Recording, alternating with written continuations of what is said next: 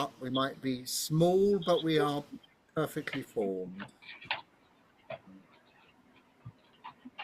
So at the last meeting we had, I presented on the last EuroC event, but also coming out of that, we had a few opportunities coming up for international events in Europe. So I don't know if you can get those slides up, Peter. All right. And maybe what we ought to ask is that people mute themselves so that we can hear David, and that should cut down a little.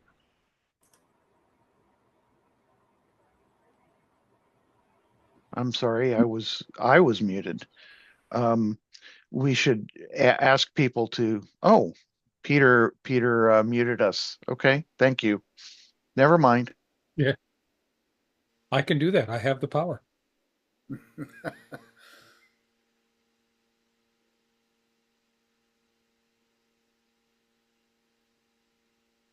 Just waiting for Peter to load up the slides. So there's just a couple of events that are coming up within the European region. So if we could move to the next slide, please. So the first event, quite late notice on this one. This is in Finland in July, the Santa Haka. This takes place every 4 years. And just to give you a flavor of what's involved, if we could click the next slide, please, Peter. It probably needs a double click.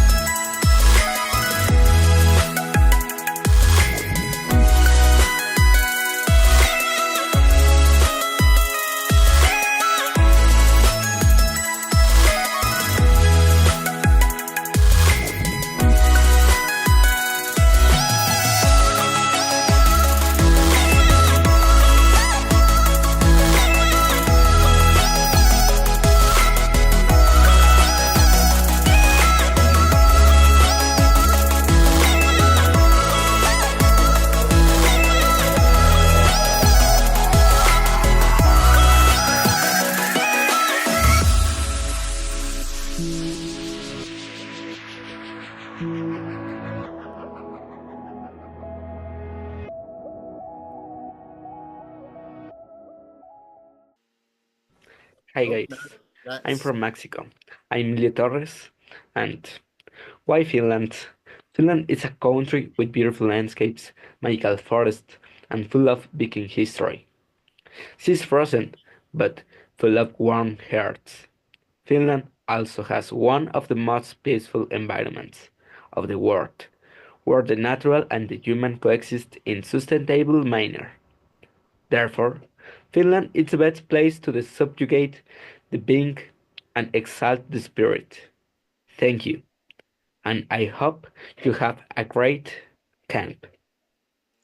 So I think we skipped a slide there, Peter, but I added that in because there was just a video sitting around of a Mexican scout who'd also been to this Finnish event, which I just thought added a nice international touch.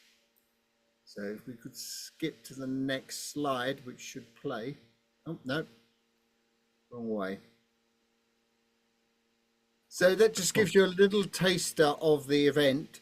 So we can see small dinghies there, we can see paddleboards, canoes, kayaks, all the usual sorts of things.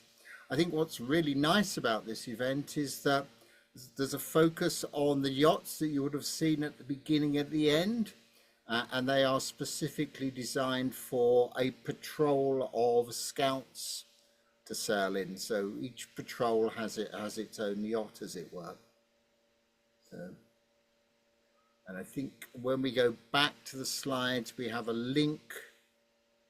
Yeah, so there's a link there in terms. Could we just skip back one, please, in a moment, Peter? Yeah, there we go.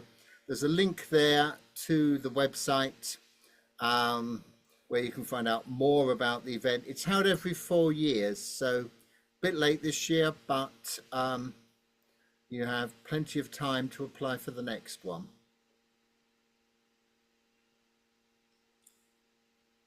Just pause that for a moment if anyone wants to make a note of the address. Though Peter is recording this, so we will be putting it up on the website later as well. Okay, could we move to the next slide, please? So, French National Sea Scout Camp, held every year, but actually, whilst it is a national camp, they're very keen to see international participants. And again, we have a short video just capturing the flavour of the events.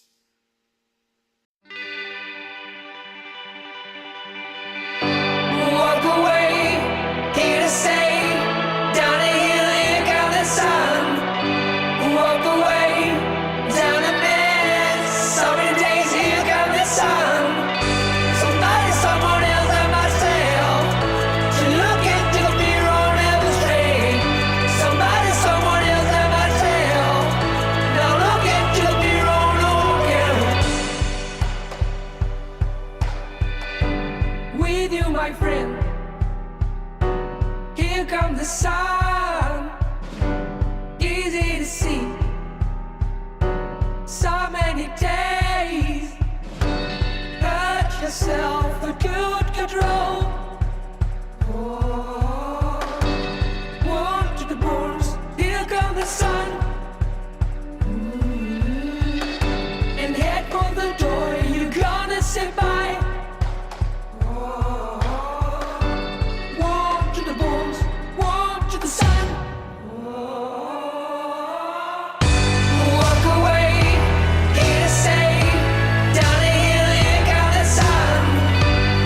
Away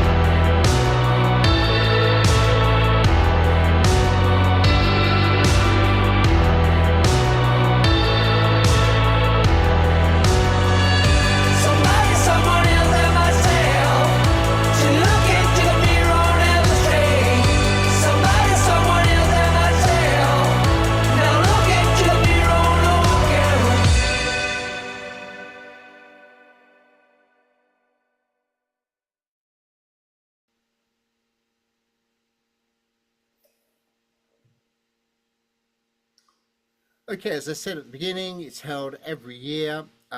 Contact details there. It's held in the south of France, near the the French Sea Scout base.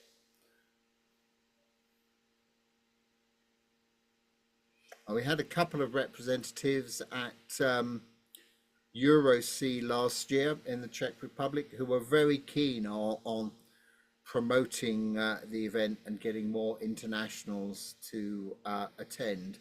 Not sure what happened with the sound there, but at least we got the images, so a sense of the sort of thing that goes on, and some really nice scenery. Can we have the next slide, please, Peter? So this is, I don't know if anybody has come across the NOACA before. This is a massive event held by Sea Scouts in the Netherlands. The next one is due in 2026. I was speaking to their organisers 2 days ago, and apparently their website is about to be launched. So certainly worth looking out for this one. And again, we have a little video from an earlier NOACA just to give you a flavour of the size of this event and the activities.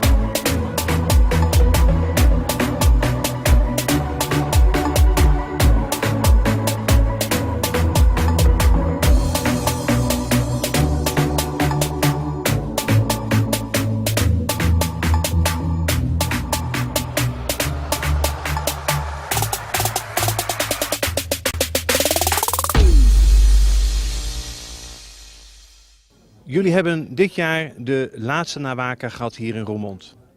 De volgende zal zijn over 4 jaar in Zeewolde. Daar hoef je niet op te wachten. Geen 4 jaar wachten, maar gewoon zo snel mogelijk kijken hoe mooi dat Zeewolde is. Wat wij te bieden hebben aan bossen, aan water. Nawaka 2018 in Zeewolde, maar alle scouts, landscouts, waterscouts zijn welkom in Zeewolde vanaf morgen. Tot ziens in ons mooie Zeewolde, de jongste gemeente van Nederland. Dank jullie wel.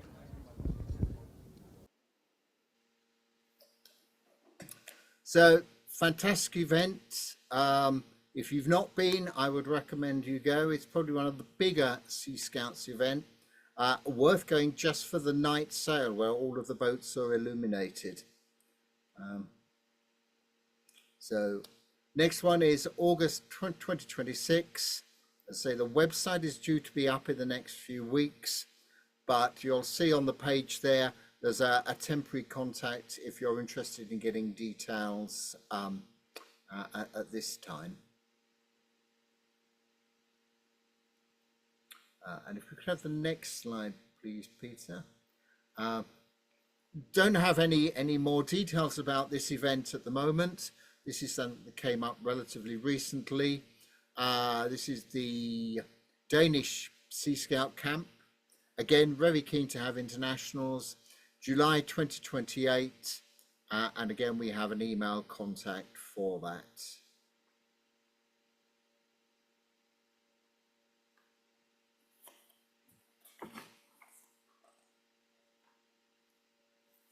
And then we have one more on the next slide, I think, Peter. This is the Slovakia International Sea Scout Camp. This is held, I think it's every 3 years. Next one is 2026.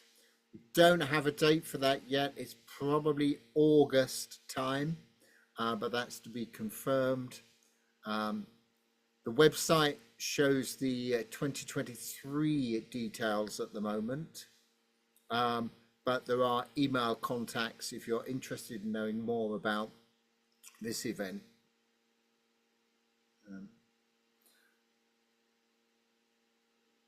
So how can you have a Sea Scout event in a landlocked country? Well, you certainly can. I've certainly done a lot of lake sailing in Slovakia before with a very keen bunch of Sea Scouts. So again, I'd recommend that one. That's all I have for Europe at the moment. I understand that the Polish Scout Association is looking for volunteers who might be interested in participating in the next World Scout Jamboree. These volunteers would sit with the water program rather than being part of the international service team.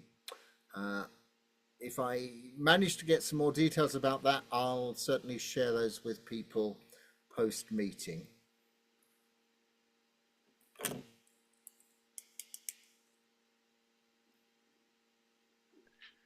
And when is the World Jamboree going to be in Poland? Gosh, when is it now? 2027, I think. Yes.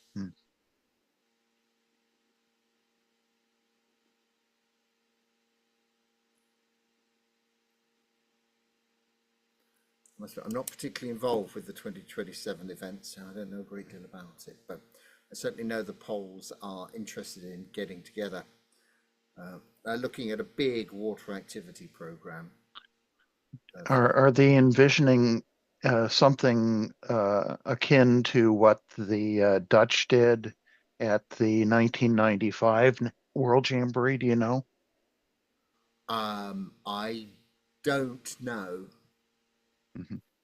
So maybe because I don't know what the Dutch did at their jamboree. Oh, okay. I can imagine it was pretty impressive, so having seen the Nawakas. Yes.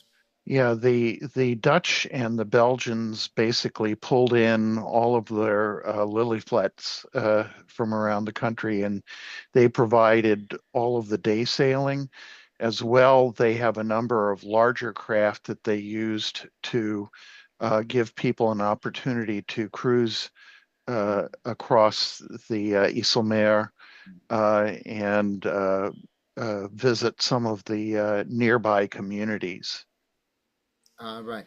Now, I think from what I understand, the Polish Jamboree is more focused on dinghy sailing with powerboats as safety support. Hmm. Talking of the lily flats, and obviously we saw those, that standard craft from the Netherlands in the video. If you've not come across them before, they are made of welded steel. So they're terrifying to any cruiser who happens to be in the area. But I understand they now have a fiberglass version that they're starting to Wow. introduce. At the 95 World Jamboree, they built a lily flat, and then they had a formal christening ceremony that was frankly a little scandalous, using the Dutch sense of humor. But they presented the keys to the boat to their national commodore, and they had a very large display area as well. They are good fun boats. Yeah. Okay, is Craig still with us, or have we lost Craig? But we've gained Fernando, so.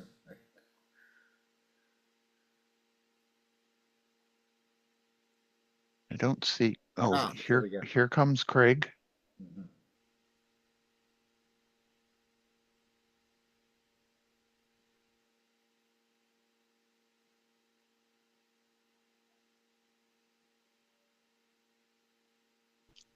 Is Craig presenting on the South That's African right. seas?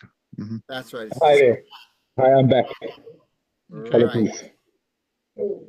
Okay, yes, Craig was going to talk to us a little bit about sea scouting on the Western Cape in South Africa. So, are you able to I can speak? share a slide if he just tells me to when to advance. Yep. Perfect. I'll just say next. Okay. Thank you, Peter. Okay. Thank you very much for the opportunity to present. As a relatively newcomer to the Scuttlebutt, I thought it prudent for me to introduce myself and introduce what form of scouting I represent. So thank you for your time. If you can advance, please. Okay, I'm going to give a short little presentation, overview, facilities, resources. I want to discuss how we apply licenses in the Western Cape. Talk about some Sea Scout badges, some badge courses that we have on offer, and then competitions. Next. So the Western Cape is located at the bottom of the Republic of South Africa. And then the Western Cape, indicated in red, is split up into those districts, and those districts, I am the regional coordinator for water activities in the entire Western Cape. So that's pretty much geography from where we come from. Sorry for the noise in the background. If you can advance, please.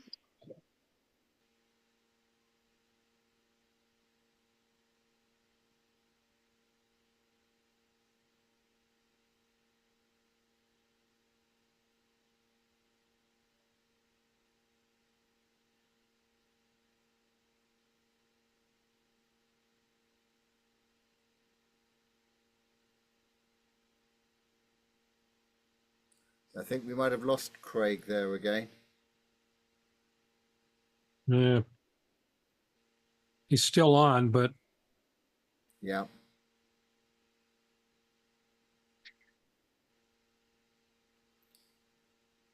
I'm wondering if Alan can give us some background perhaps to some of these as we go forwards. we just lost Craig. Yeah. Yeah, I'll try. Okay, when he's talking about along the East Coast, I think those are places like George and Neisner, where they've got some new scout troops coming online there. But certainly the majority of the scouting in the Western Cape is in the city confines. They have a sea base on one of the I'll call it an inland lake, but it's really was once upon a time a large lagoon very close to the sea. It's called Sandvlei, and that's where they do all their boating, and they share the base with the Sea Cadets, which are also very active in the Western Cape. So I think, can we go to the next slide? Okay, there they're talking about the Sea Scout base. I'm back here, Alan. You back? Sorry. I'm terribly sorry about this, ladies and gents. I was on the move, and yeah, I'm not settled down in my current environment. So, the facilities that we have in the Western Cape for our Sea Scouts to enjoy is mainly the Sea Scout base in Lakeside.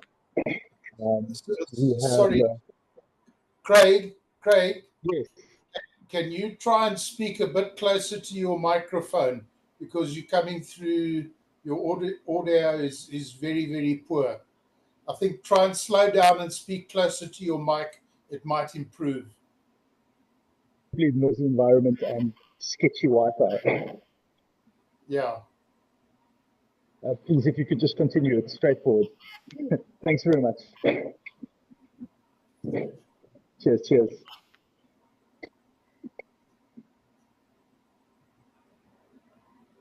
Alan, I think he turned it back to you. Oh, okay. Yeah. All right. Well, I think it's self-explanatory as to what they do there. That situation where they have a sea base is very different to the rest of the country, where each individual scout troop has normally a boathouse on a lake or a dam or something like that. So the rest of the country don't share a sea base. So they're unique in that regard. But I guess that's pretty similar to a lot of places overseas where you have centralized facilities and centralized number of boats. So yeah, I think if we can go to the next slide. Okay, that's just a picture of the base. It's quite a large building. Go to the next slide. It's just an internal view of the courtyard or the parade grounds and stuff like that.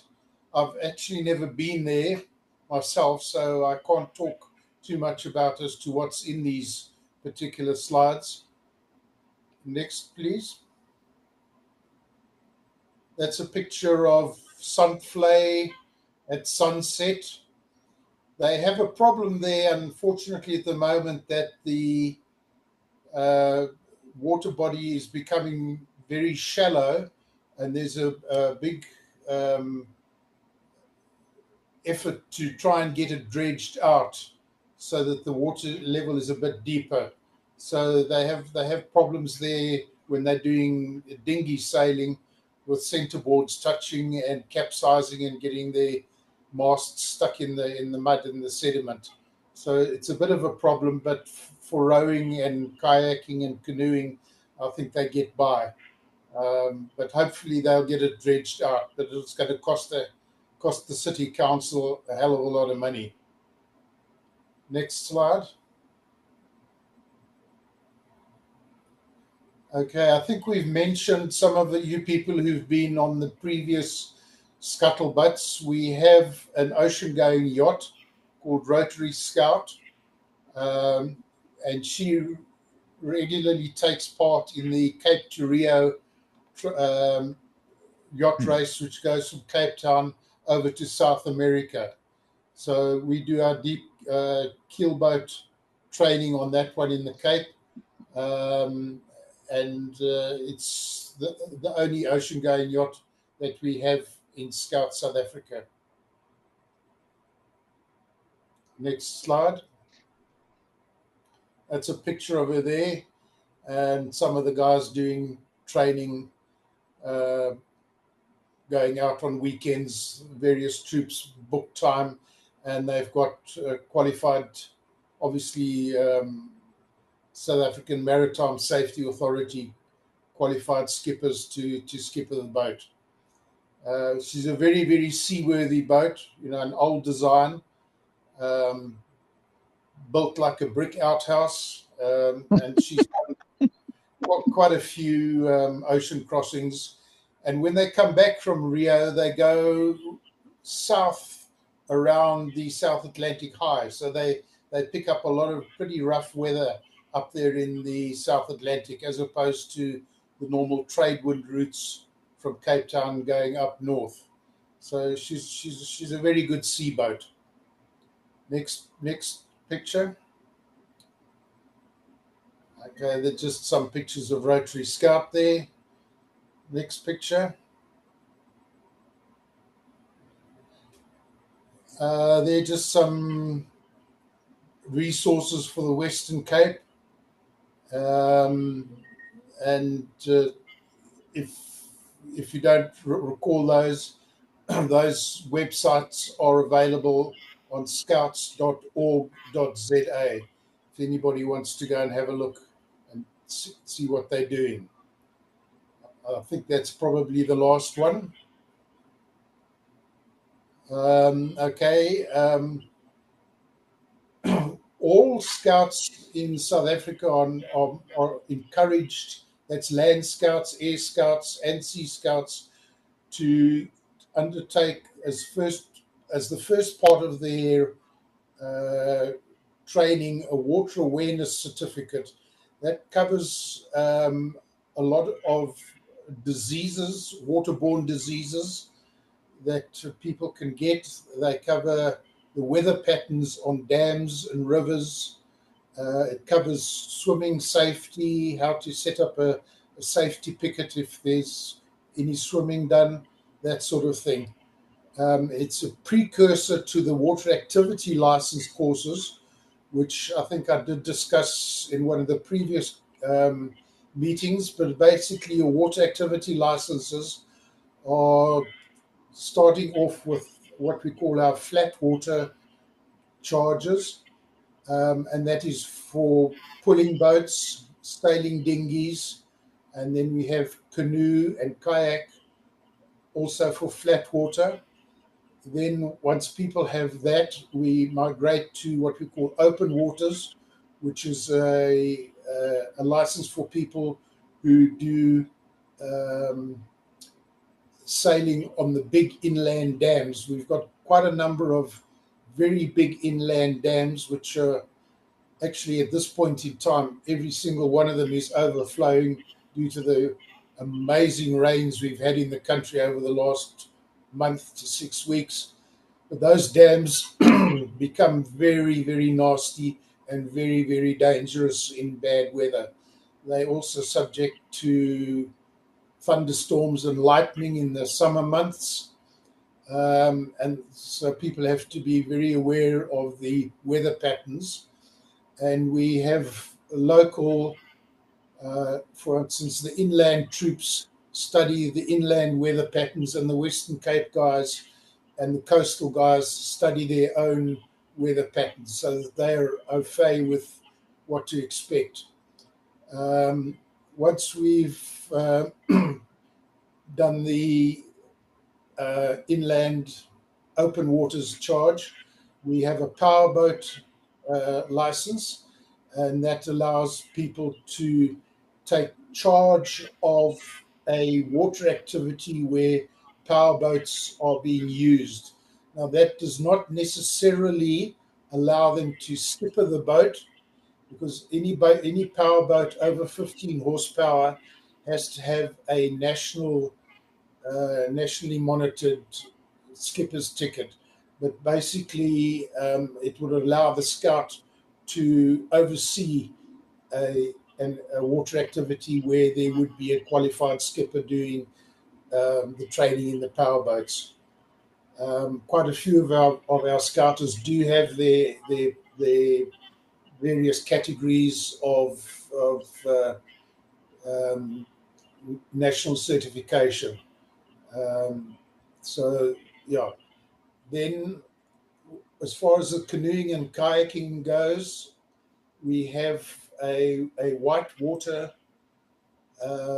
charge, which is in other words doing kayaking on running waters and white water, which is a very, very advanced license, and we only run that course if and when required, and it's basically very few people actually qualify for that because it's such a highly skilled course.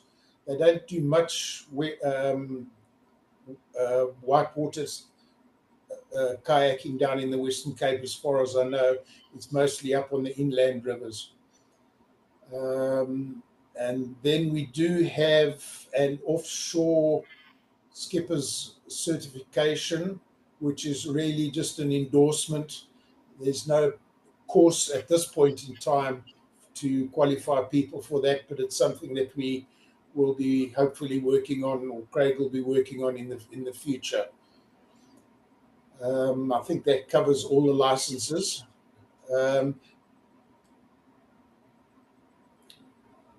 Yeah, those are just some of the badges that can be changed for the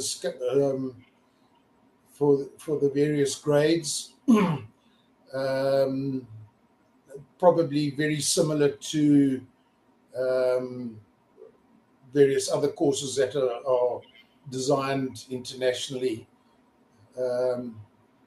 You see there that we do charting as opposed to the Land Scouts doing map work. So very, very similar, but yet different curriculum for that. I'm not sure what else you wanted to talk about there. Okay, next. Those are just some of the badges that the Scouts can earn, which they sew onto their Scout uniforms.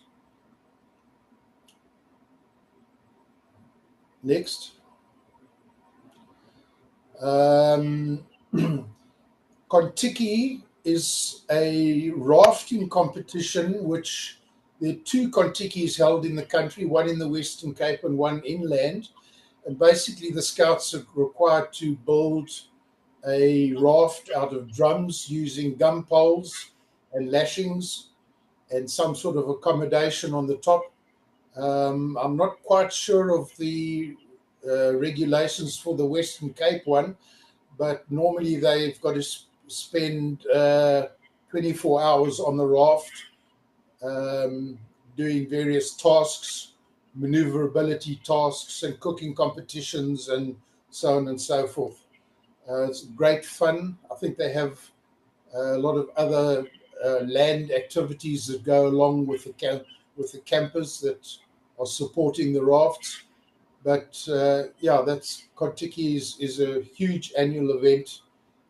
All troops, Land Scouts, Air Scouts, and Sea Scouts can take part in the Kontiki. In terms of the inland event, some of the Sea Scout troops take part and build a raft, but most of the time we have them doing safety patrols in pulling boats. So that's a 24-hour round-the-clock operation that we have crews on the water ferrying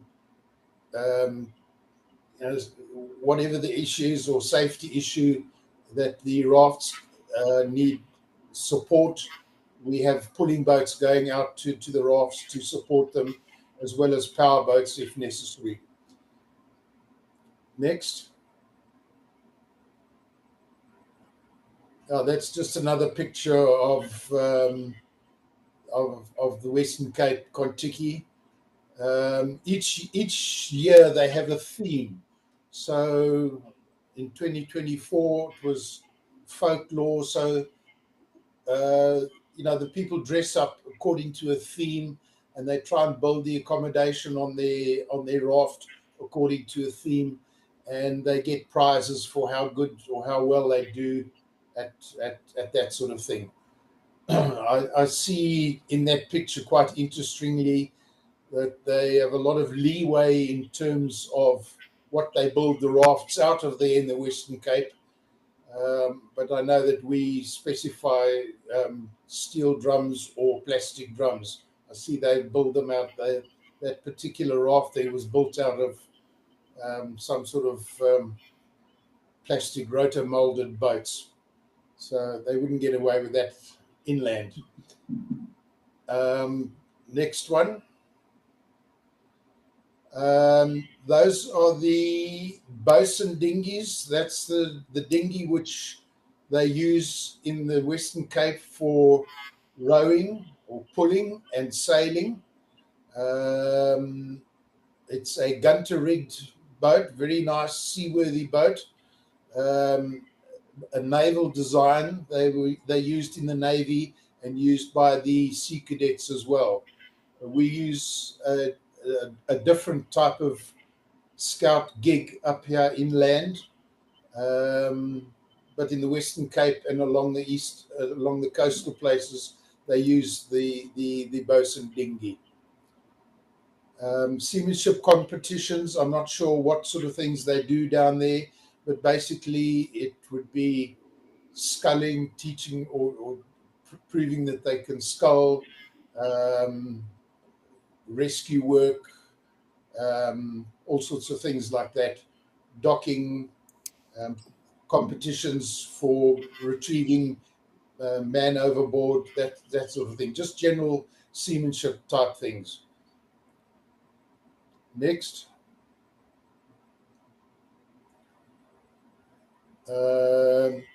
Yeah, that's just showing some of the activities on Sunflay.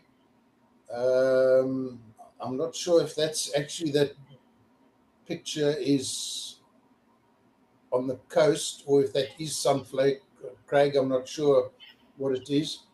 And yeah, just some general pictures of them at their regatta, seamanship regatta.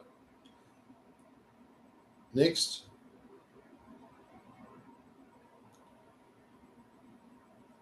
Yeah, the nice turnout. Yeah, that's definitely at the Sea Scout base.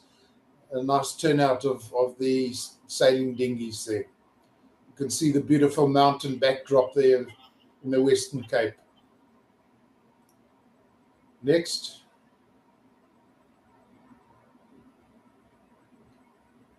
And there is basically the websites. Thanks, Craig. I think that's probably the last slide. Any questions from anybody? This is Holly. I have a question. I was curious about, you mentioned the Sea Cadet, so I was curious who actually sponsors the Sea Cadets. Sea Cadets, I'll say, fortunately or unfortunately, seem to have a lot more sponsorship coming from the industry.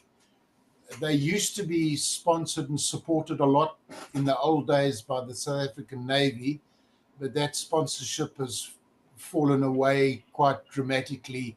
So they rely on the fishing industry, the maritime industry, various people like that to support them. They're very close with the National Sea Rescue Institute, and we battle for funding compared with the Sea Cadets. The Sea Cadets are a very, very strong movement in the Western Cape. Very strong.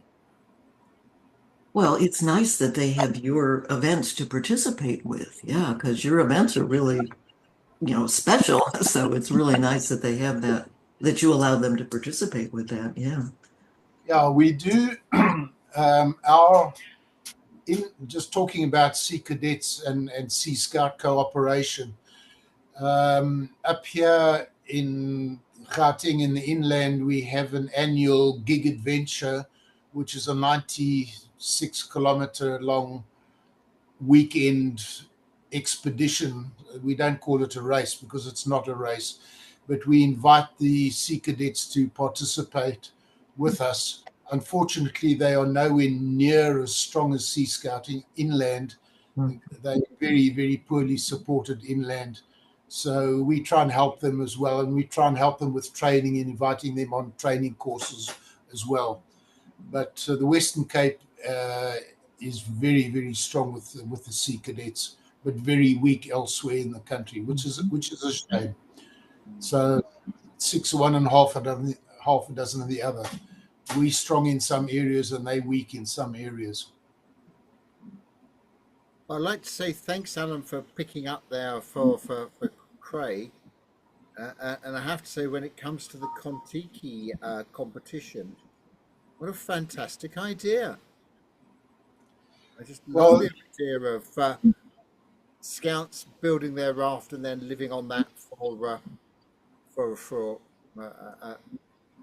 overnight or even a weekend.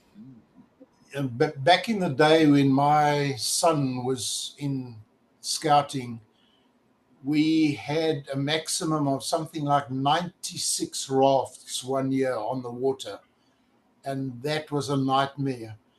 But on the off, then the troops normally arrive on a Friday afternoon. They set up their camp and they start building their rafts because they launch at 11 o'clock on the Saturday morning. And the atmosphere on the shoreline when there's 96 rafts, chock-a-block right next to each other, and everybody's building and lashing, and generators are running, and floodlights are on, and the cooking fires are burning, and the spirit is unbelievable. Unfortunately, now we have to limit the number, and I think there's something like 50 rafts is the maximum that we have. I'm not sure if there's a limit on the number in the Western Cape, but inland we have I think it's a limit of 50 rafts, which is more than enough for us to handle from a safety perspective. Otherwise, if things go pear-shaped, and they have gone pear-shaped weather-wise in the past with storms coming through and just taking every single raft and smashing them into the shore and into the dam walls and stuff like that, it becomes a nightmare to handle it from a safety perspective. So that's one of the reasons we limit it now. But it's one of the highlights of scouting in South Africa every year. Yeah, looks a fantastic event. Yeah. Interested also to see the bosun dinghies. It used to be very popular in the UK, the bosuns, but we don't see so many of them anymore. Ron may correct me on this, but my understanding is they were originally designed so they could be dropped off the deck of an aircraft carrier and survive. That's an interesting anecdote.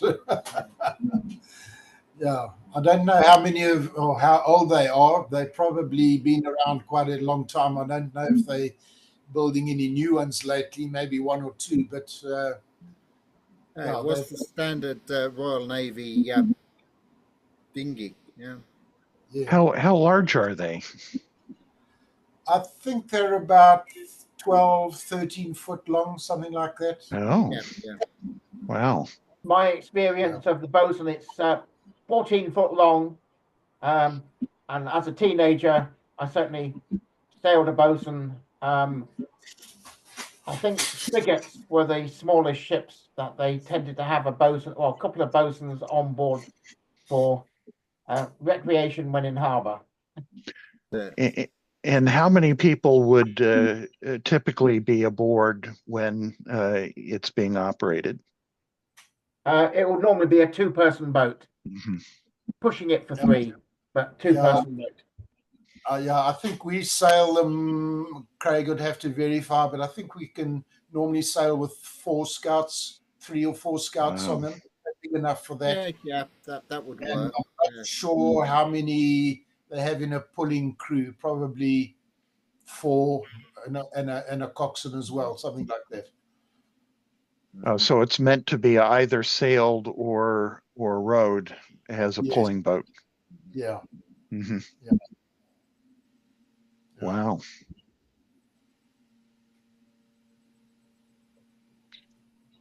Well, in some respects, that's like what the lily flats are intended for. Although I'm willing to bet the bosons are lighter than the lily flats. I think you're probably right there. Yes. Oh. Yes. Yeah, the Dutch have a penchant for building boats out of steel. I'm trying to think of the name, but I can't remember the name of them now. They build those little miniature tugs out of steel as well in the Netherlands. They're very, very popular. Um, a lot of them, the old ones, are very rough and ready, but the new ones are quite luxurious. There's a name for them, but I just can't remember them at the moment. I did an article once for our Old Boys magazine on those Dutch small steel boats. Well, what are the sailing conditions like in South Africa? I'll say very varied. Western Cape probably generally has a lot more wind than we do inland, and a lot more steady conditions. Mm-hmm. Inland, we have very light air conditions during the winter months, but in the summer months, we're very prone to thunderstorm activity, and that can be very nasty. It comes through and it can just flatten fleets completely. Mm-hmm. And of course, you have the lightning issue as well. So that's a major problem. You know, if we see us or hear a thunderstorm building, then it's everybody's off the water because of the lightning conditions. And I would guess it's pretty similar in your inland states in America as well, that you have lightning conditions and Oh, yes. very good that. Mm-hmm. But yeah, you know, when you get a storm building up on one of the big inland dams, because of the shallow waters, you can get a storm fetch of about 4, 5, 6 miles, and that can build up Wow. huge short seas. And you got to have your wits about you. You got to know what you're doing, otherwise get off the water.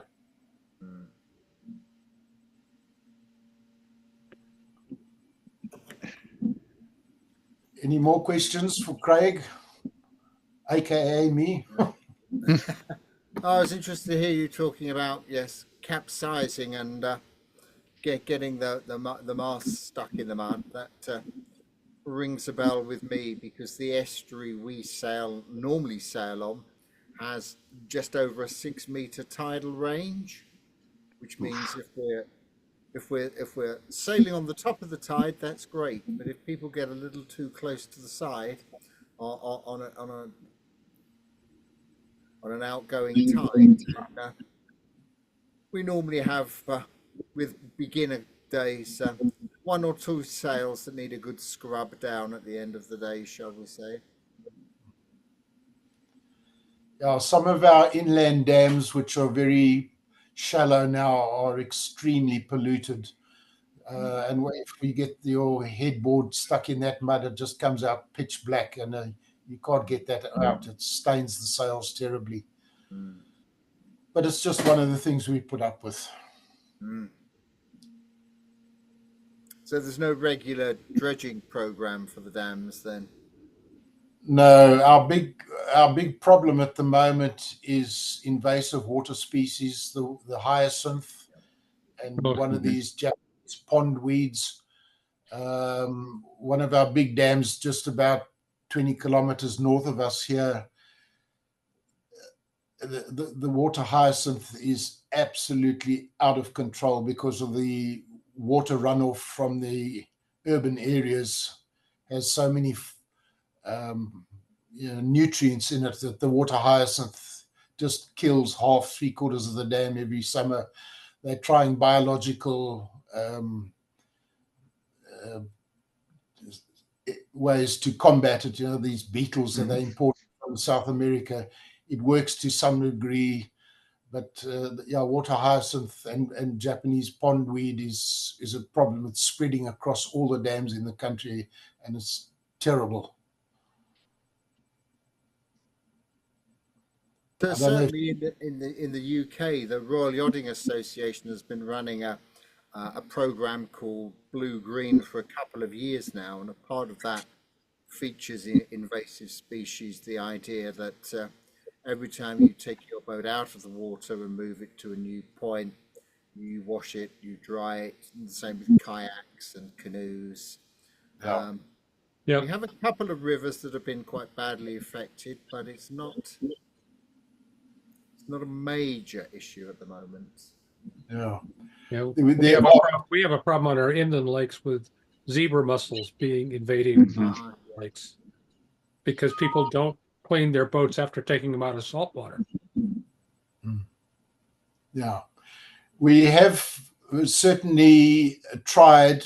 I've been on a committee with our Department of Water and Sanitation, and they have very strict rules in terms of boats moving from one dam to the other, and they're supposed to have been washed out and cleaned and so on and so forth. But unfortunately, the government department it's not functioning very well at the moment, so it's not effective. While we have Fernando there, I think Fernando, we were talking earlier about international events in Europe, international sea scouting events, with the opportunity for internationals to join in events, and I think there's something coming up in Portugal. Is that right? In the next year or so. Hello, everybody. We have this year our Sea Scout National Camp in August, and we are hosting the moot for rovers. And this year is the national events that we have here in Portugal. Our national Sea Scout camp will receive more or less 800 Sea Scouts from Portugal and one group from Spain, that Azimuth group that we met in Eurosea. They come to our Sea Scout camp, and we are receiving the moots. It's the two events that we have this year in Portugal. I was in the water today, all day with the cubs, training capsizing the Optimist.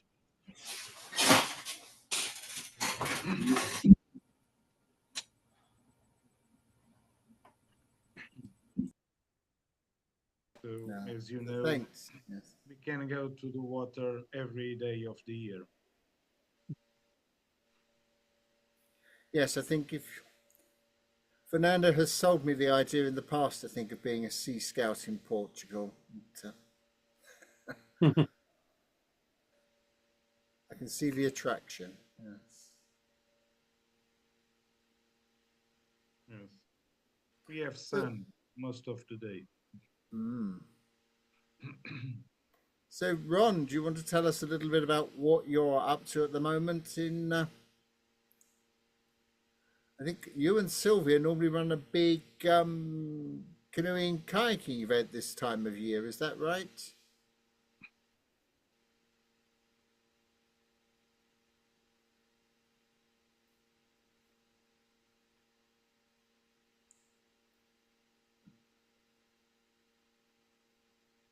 Ron is muted.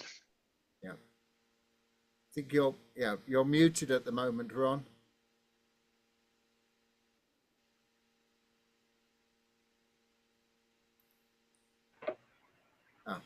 How's that? Much better. Yep. Yeah. Sorry, it took time. Just want to briefly tell you what's been happening down under. The big anniversary day regattas takes place every year, which we take part in. Also, the regatta national one every 3 years this year was near Wellington, our capital city, and there's about 20 odd boats there towed all over New Zealand to get to this place. Yeah, there's been quite a bit going on. There's a lot coming up in the near future. I can only speak on behalf of the North Island because the South Island have their plans. But we've got the Anzac Day coming up, which is the memorial time, equivalent to the English one on the 11th month, 11th year. So ours one is on equivalent is on the 25th of this month in Auckland. That's basically it. It's been busy, but it's been good weather. As I explained earlier on, we're waiting for some more rain to top up our tank here. But anyway, that's a bit roundup from me. Unless there's any questions, I'll leave it to that. Ron, can you tell us how that project is coming with those new rotor-molded hulls that you had the molds built in China? Can you update them on that new boat? On the new boat? Oh, the new boat. Yeah, that's the company's been doing that. Has now moved on, and another company has taken over, and not as good, I'm afraid. But we've got rid of quite a few. Lack of maintenance not needed. So pretty right. Yeah. So it took a while, but we succeeded. Roughly how many hulls did you build? How many? Oh. There's about 10 or 15, I think, altogether. I'll have to check with the manufacturer to find out if there are any ones which are not part of the Scout movement, so therefore they don't have a number which is allocated to each boat. Were you able to export any into the Pacific Islands? Were you able to export any to the Pacific Islands? Were you able to export any to the Pacific Islands?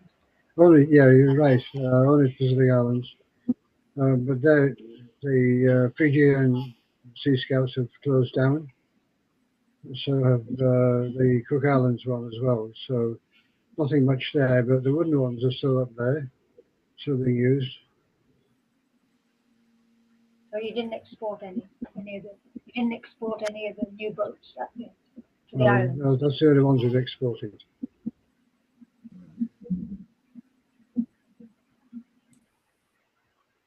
So you say, Ron, that Smart Wave aren't making them anymore. There's another company taken over. You're saying another company has taken over.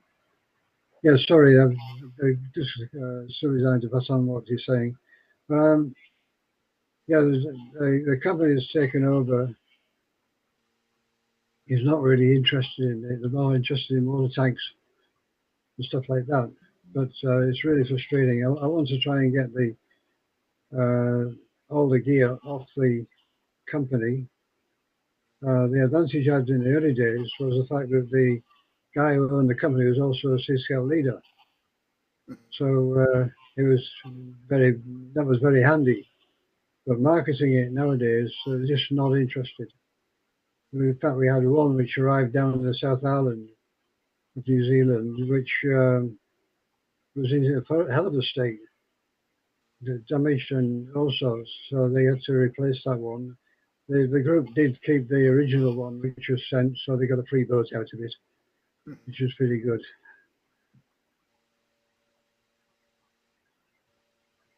Okay, thanks, Ron. Thank you. Okay, my pleasure, and thanks for taking me on this morning. Thank you. Just wondering if there's anybody else who wants to add anything to the meeting, or whether we, if not, we perhaps bring this one to a close. I was wondering whether we wanted just talk a little bit about how we are emerging from the reality we were dealing with COVID. I'm sure you remember that we were unable to get out the way we were used to. And for us in the United States, that meant an awful lot of putting on training online and doing things remotely. Are we back to what used to be normal, or how does that look in various countries? I think that's a very interesting point, Bruce, because I think during COVID we had a lot of very innovative programs in the UK, and I think coming out of WUSM, using online resources and joining people up. Um, and I would have hoped that we would have kept some of those opportunities running. But certainly in the UK and with WUSM, I think we those good lessons that were learnt during COVID have dropped away, and we don't see people using the online resources in the way that we might have done. What I'm seeing in the United States, and Peter Sargent has been a big force for making this happen, is that we're having a lot more national level training and meetings than we used to. So in some respects, our communication is better. People are finding out about opportunities in a more timely manner than was the case in the past. The flip side of that is that some of the in-person activities that were very strong before COVID have not rebounded quite as much as you might have thought. So, for example, we put on a Safety at Sea here on the Chesapeake Bay, and while it's running very well every year, we're not seeing quite as many participants in it as we did before COVID. And I suspect that that's not unique to our area. So that's what it's sort of a mixed bag. Some things we're doing a whole lot better than we used to. We're communicating better, I think. We're making resources and opportunities much more readily available. But I don't know that we're getting quite as much in the way of participation in activities. Yes, that's an interesting one. I would tend to agree with you there in terms of numbers participating in events. We haven't yet returned to pre-COVID numbers. Whether that is because people have just got used to not doing the activity, but it's interesting because I think it's not in the UK just the Scout Association. I mean, whilst we've rebounded with our numbers, certainly in terms of active participation outside of a normal weekly meeting, I think we see less participation, and certainly the local sailing clubs have seen a drop off in numbers. Yeah. People don't seem to want to make a commitment. They might turn off for a one-off event, but that's it. Do you think part of it is also the case where things we wouldn't have thought of doing pre-COVID we've now proven are possible? And like the example of it, my local scout council would never have thought of having a hybrid meeting before for its board, right? And now I'd say of a meeting that normally had 50 people in attendance in person pre-COVID, we might have 20, but the balance are online. Mm-hmm. They're just not bothering to drive. Now, granted, where I live, that could be a 2-hour drive for a 1-hour meeting, so I don't necessarily blame them. But But that's just the nature of the beast. And I think but I also see a lot of younger parents who are just not interested unless there's something in it for them. They don't want to show up. Right. And unless the kids are mobile themselves, they got to show up. Right? Another thing I'm looking at is how our membership numbers are reflected with the changing time. BSA took a major hit in membership numbers during COVID. Now, there were some other reasons as well, but Sea Scouting has had a slow but steady increase in numbers over the last 3 years. And that's encouraging, but we're still a small program in comparison to the rest of the Scout movement. I think in the UK, it's slightly more difficult to comment on Sea Scouts. In terms of our overall numbers, we are almost back to where we were pre-COVID nationally. Unfortunately, the UK Scout Association doesn't have any way of differentiating between Sea Scouts and other Scouts. My general feeling on Sea Scout groups that I know is those that were there pre-COVID are still there functioning, providing good quality programs. But that is always slightly confusing in the UK because we have a lot of land scout groups who have quite a big kayaking, canoeing, paddleboarding program. So whilst they're not specifically Sea Scouts, they certainly, a lot of land scouts have a very active water program.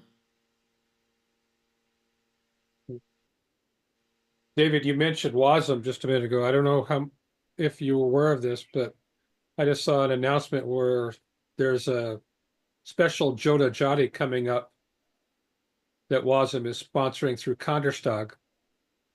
Yes, that's right.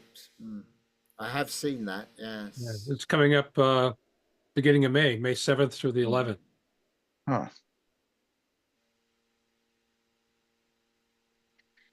I think I'd just like to comment on where we are in terms of recovery from COVID. I think we've reached in Sea Scouting a good balance between online training and physical practical training, where on some of the advanced courses now we require the people to do a certain number of modules online so that we don't have to have people standing lecturing anymore. So they're required to do that online training first, and then the weekend courses are very much more orientated towards practical work and implementation in theory of what they've learned. The problem is getting the kids to do the online training. They come on the practical course for the weekend, and it very soon shows that they haven't done the online work. So we just got to tighten up on the monitoring and the control of the online work to make sure that they are properly prepared. But I think we've reached a good balance.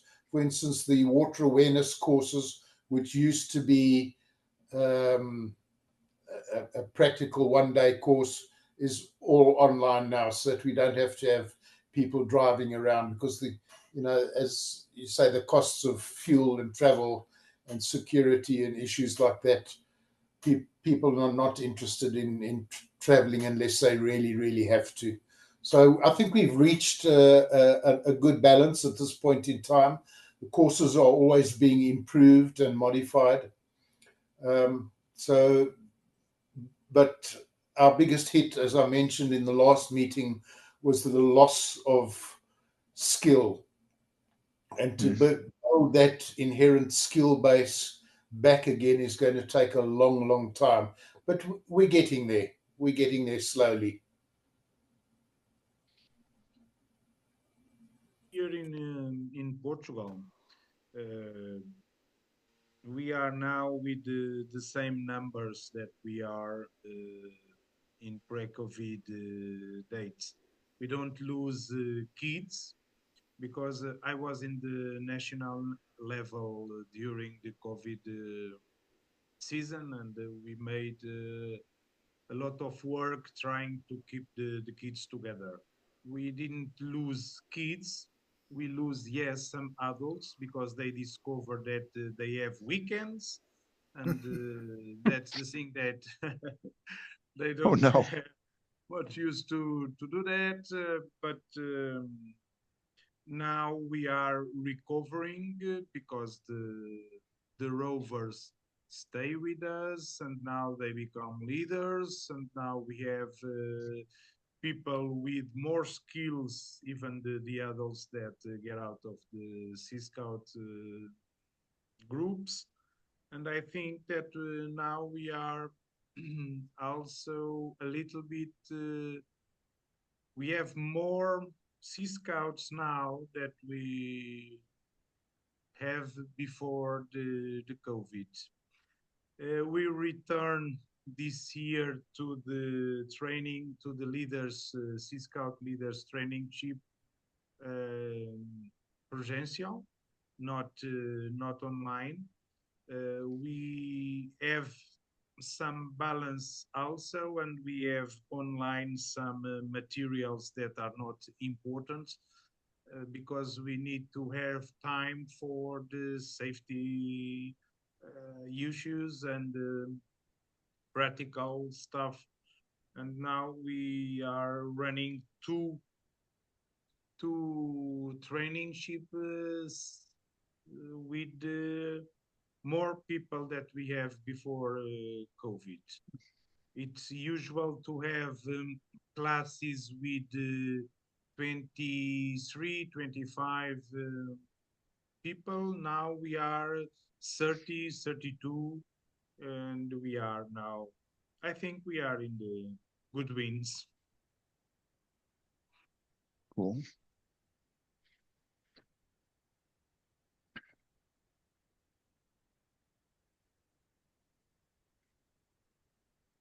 I have to say, in the UK, whilst we are just in the process of rolling out a new adult membership management scheme, and a part of that is that most adult training is going to be online.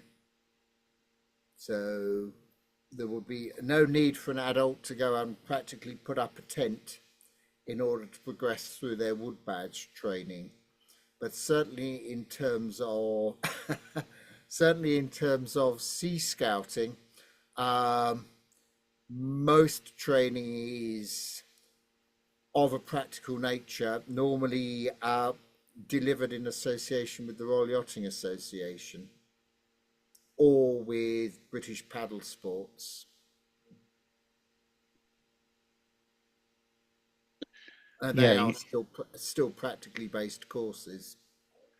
Yeah, you allude to a concern that I've had for many years about many of the adult leaders in U.S. Sea Scouting, that BSA does a moderately good job of imparting the scouting training, but the on the water seamanship skills and so on, BSA is for the most part not equipped to teach it.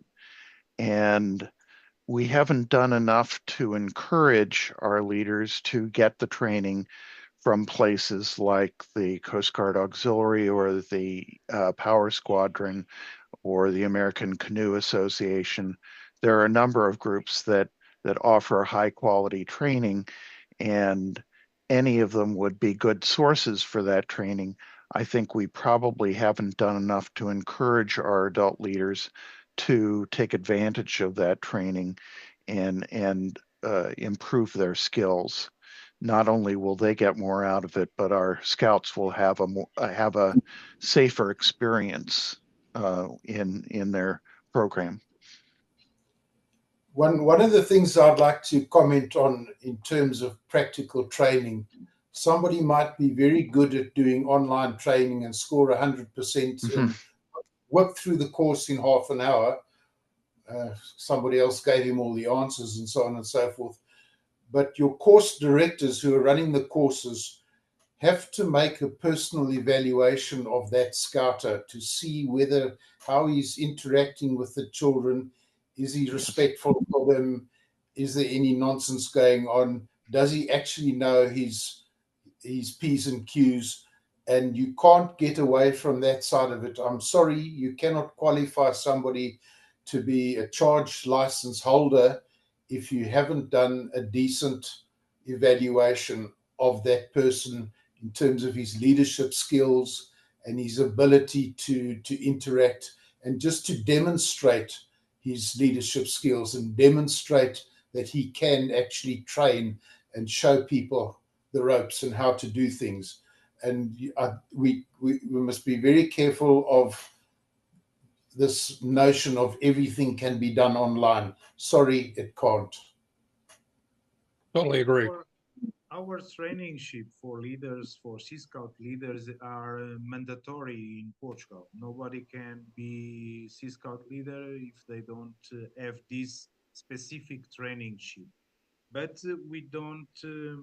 First, I'm sorry for my English, but we don't give trainingship of sailing or paddling or something. We give them trainingship in safety, how to organize an activity with the kids and how we hope they can be able to organize their activities in safety terms, in pedagogic terms. But our trainingship for the Sea Scout leaders is focused on safety on board, how to catch a boat, how to approach from a canoe, how to make the risk management of an activity, and it's mandatory for being a Sea Scout leader. And my experience says, and I'm responsible for this trainingship for the last 10 years. The adults come to this trainingship and they know how to sail, they know how to paddle, they know everything, but they don't know how to organize a safety activity. They don't know how to be in the motorboat and catch a small sailing boat to catch 2 or 3 canoes. They are having problems. That's the main part of the trainingship here. It's safety, focus on safety. And cannot be online, of course. That's interesting, because I would say that from a UK perspective, in the past, historically, it's probably true to say that the focus has been on practical skills.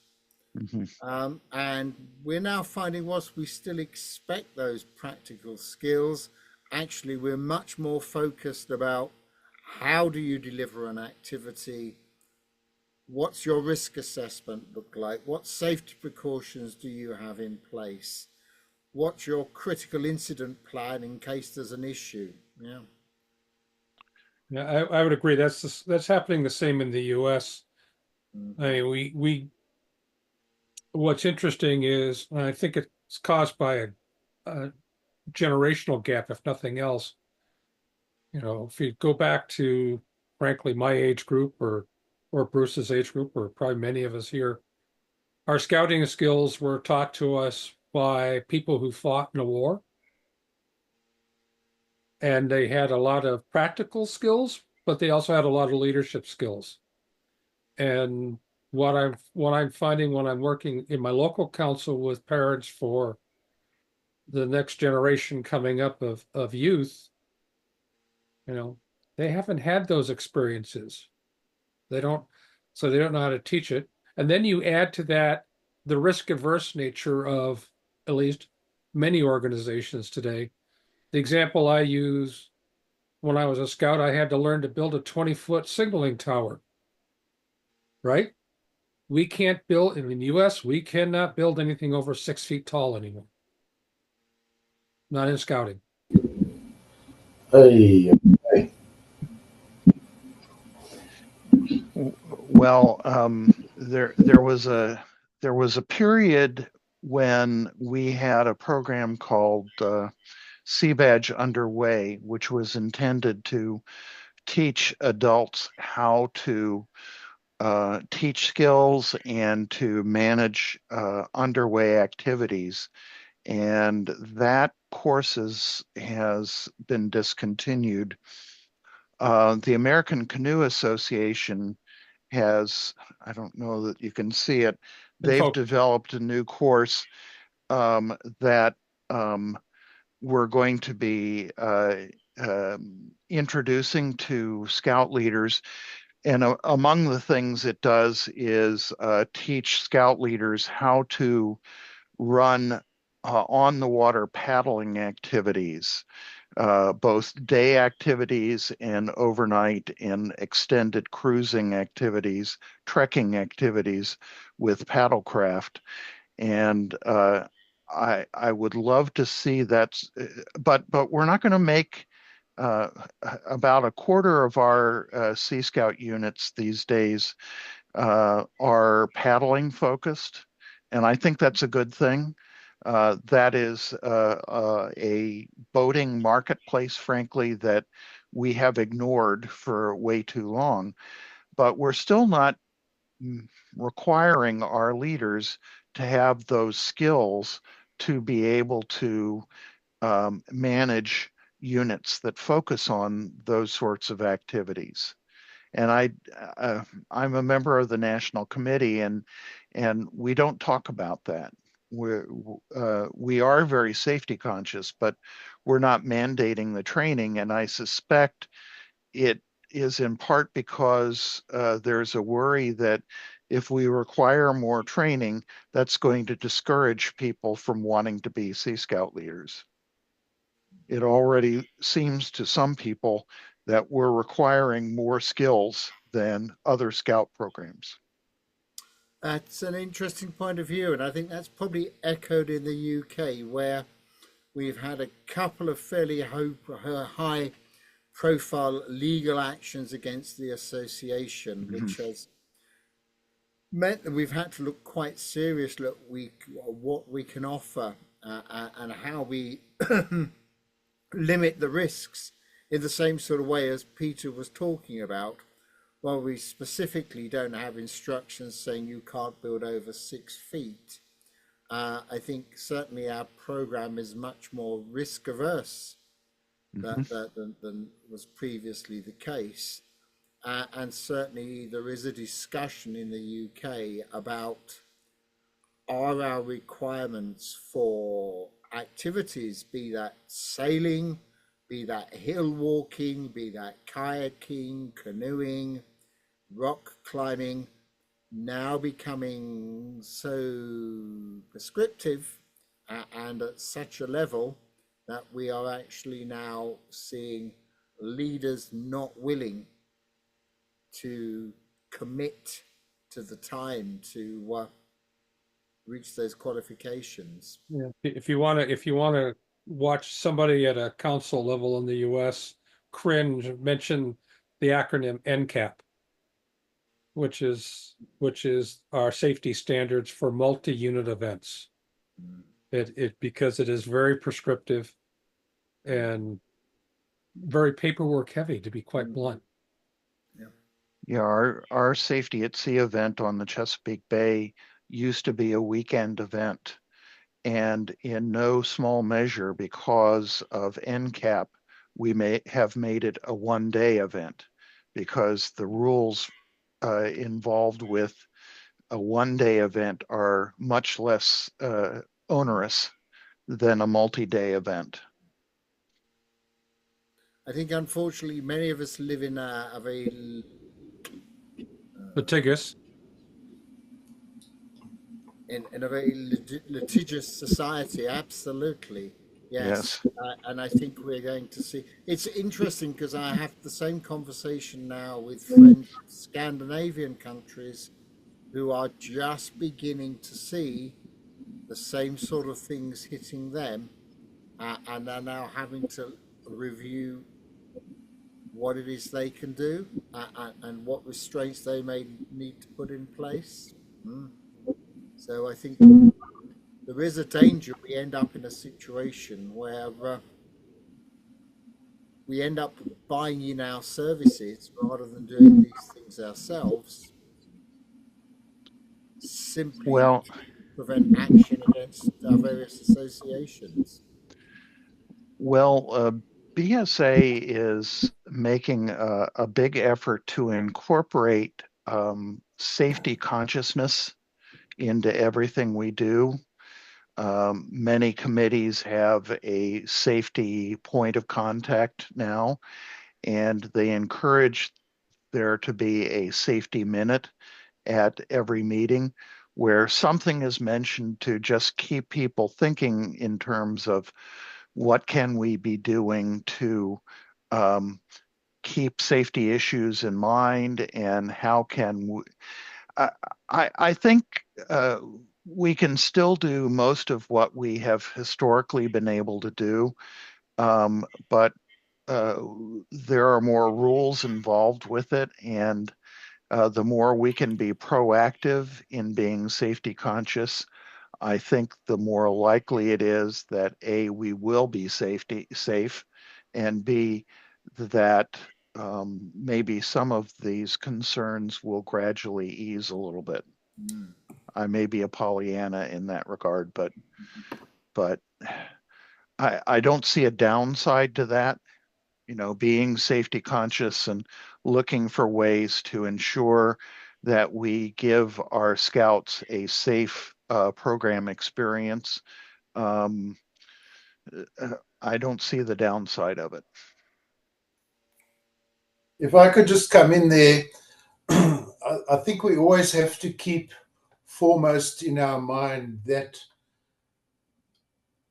the holy grail of becoming a competent seaman, part of that is safety. It doesn't matter whether you're a scout or anybody doing boat work or on a ship or anything. Safety is part of seamanship and being a competent seaman. But just one other point I'd like to ask about. Do you have any problems with people coming into the movement who are looking for recognition of prior learning? In other words, people who are coming in with some sort of powerboat qualification, some sort of sailing qualification, and they expect to be granted one of our or a scouting license to conduct boating activities, and they get very annoyed when we are not really interested in their or recognizing their prior learning. I'm very much of the opinion that people who come in with that attitude that they know it all are a danger. We say to them, come in, attend the course. If you're very good at sailing or whatever, you can be a tutor, you can help train. But again, we have to do that personal assessment of people who are coming in. We can't just automatically grant them an equivalency, or whatever you'd like to call it, qualification, because they have, let's say, an RYA skipper's certificate or something like that, because we don't understand their personal attitudes. We don't understand how they react under stress, and so on and so forth. I was just wondering whether other people have this issue of RPL or recognition of prior learning becoming a problem. Well, I can say in my local council's case, we had that problem recently, that exact problem recently, where the person came in, he quite literally had retired and had an any ocean, any tonnage captain's license because he handled large cargo ships, container ships, but he retired to the Austin, Texas area and thought he'd start with joining Sea Scouts. And he just didn't understand the program and didn't want to understand the program, and we just talked about all the safety stuff. And yeah, David, I would agree with you. The comment you made about every whether it's scouts or not scouts, if you're on the water, you want to think safety. Certainly, the U.S. Navy drummed that into me at one point in time in my life. But the reality was, there are rules and there are expectations about how you manage youth, not the deckhand on a cargo container, right? Mm-hmm. And we had to ask him, we think you'll do better on the ship's committee, but we're not going to put you youth facing for a while. Thank you very much. I think you raise a very valid point, Alan, and certainly in UK scouting, we would say you might have a qualification and that might point your assessment in a certain direction in terms of your technical skills, but then there would always be an assessment. So there's no automatic right. You might turn up with your pilot's license or your RYA level 5 or whatever it is, but we would always have an assessment, and that assessment is just making sure that the practical skills, for whatever qualification you have,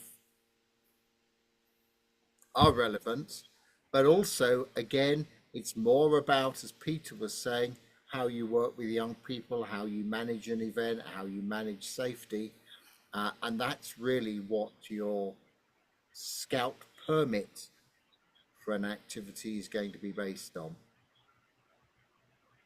Yeah, I've made the argument for a long time. It's easier to teach a scouter seamanship skills than to teach an older seaman scouting skills.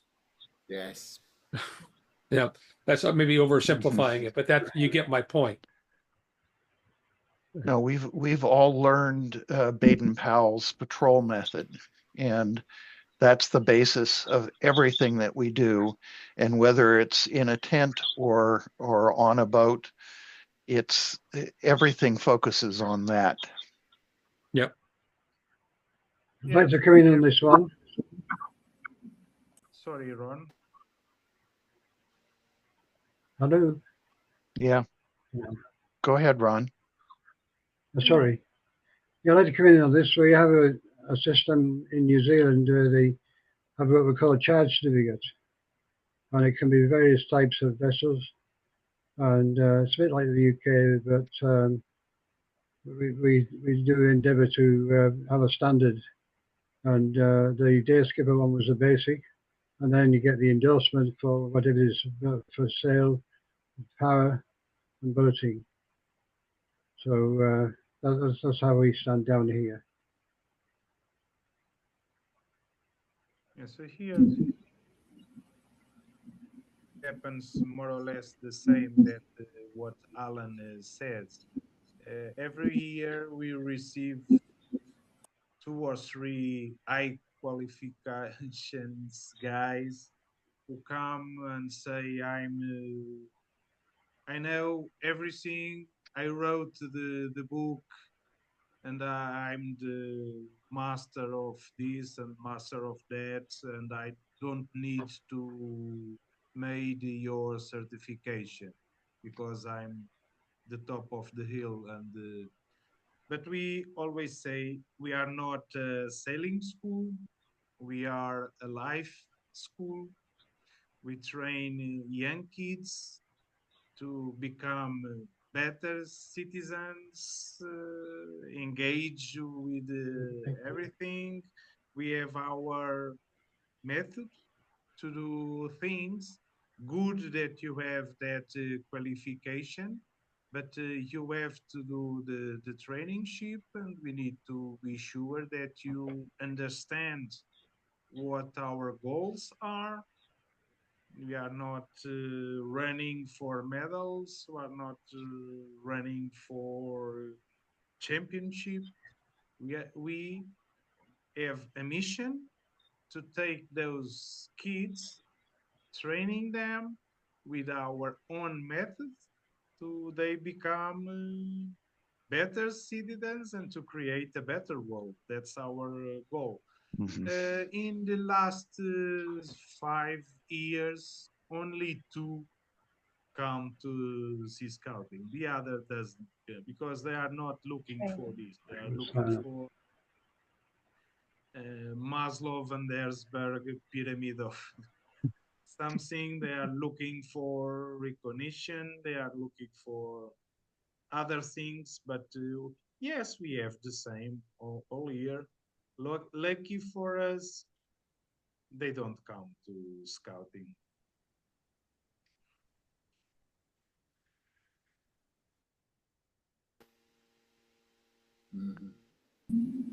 I think when people come into the movement and they're looking for recognition of prior learning, you can very quickly determine whether they are going to be good seamanship or good seamen, because a good sailor or a good seaman understands that any time that you step onto a boat or a vessel, you're going to learn something every single day, all day long. You're going to be learning something.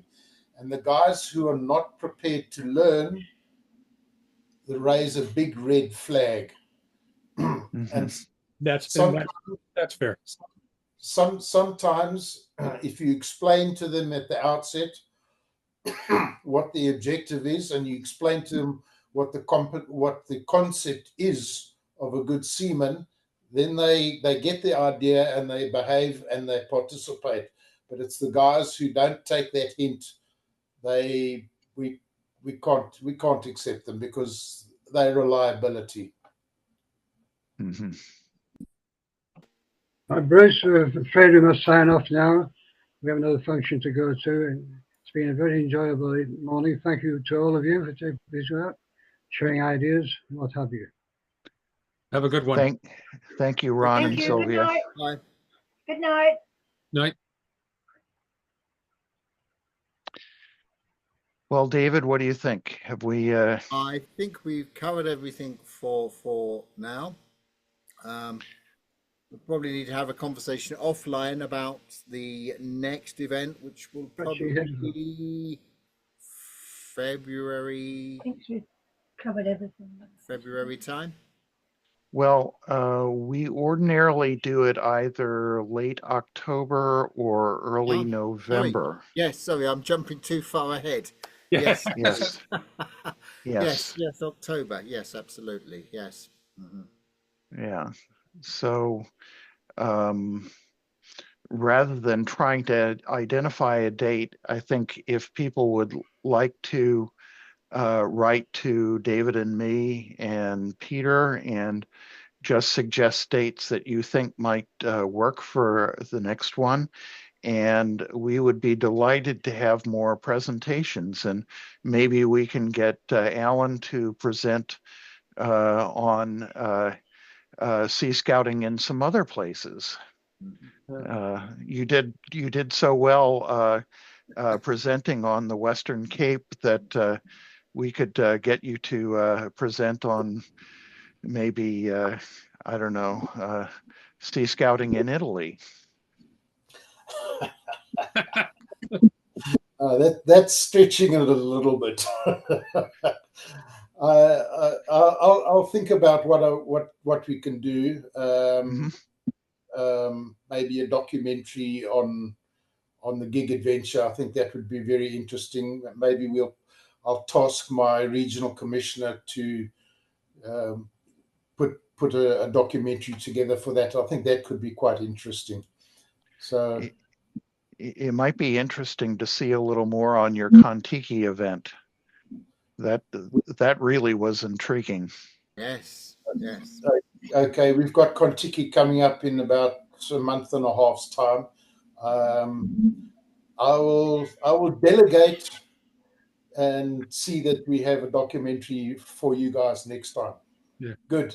That would be terrific. Yeah, yeah. And Fernando, would it be possible for you to show us a little bit more about your training ship? Of course, we'll be delighted to do that. That would be great. And don't apologize for your English. It is much better than my Portuguese. Lucky for me.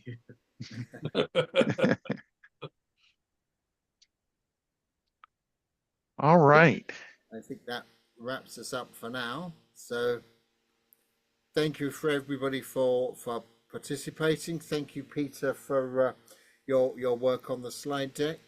And I'll go ahead and edit up the video from this evening and probably splice in the videos correctly with their sound correct on that one, corrected, and then post it to some on our US Sea Scout channel, but also send link to everyone here.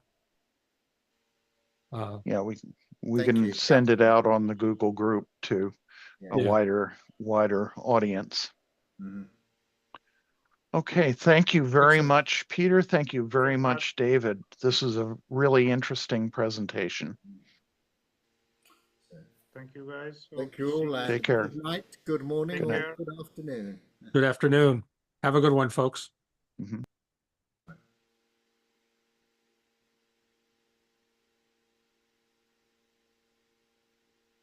Yes, sorry about the videos. It's just typical, isn't it, of these things online? Yes. Well, you know, I unfortunately the weather's been really good where I live, so I was out on the water yesterday and most of the day today.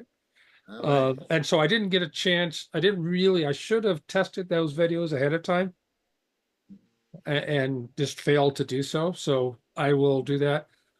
I was hoping Bruce would stick around, but I guess he's trying to head for dinner. Suggestion for the group, I don't know if this is valid or not. We ought to look at the time zone question. And I think if we do one in the fall, before everyone's clock changes yet again, if we do it in the morning US time, which is afternoon your time. Yeah. But it's morning the next day on the Pacific Rim. Oh, yes, that's a good point. Yeah. So just something to think about. Yeah. I mean, I used to work for the IBM company. I had team members on my project team. I had people at Portsmouth, UK, Einigen, Germany, Sydney, Australia, and Kawasaki, Japan, besides here in the US. There's no good time to have a team meeting.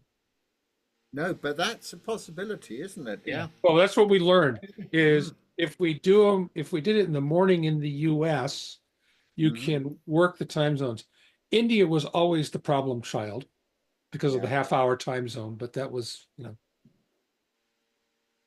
just something to think about. Yes.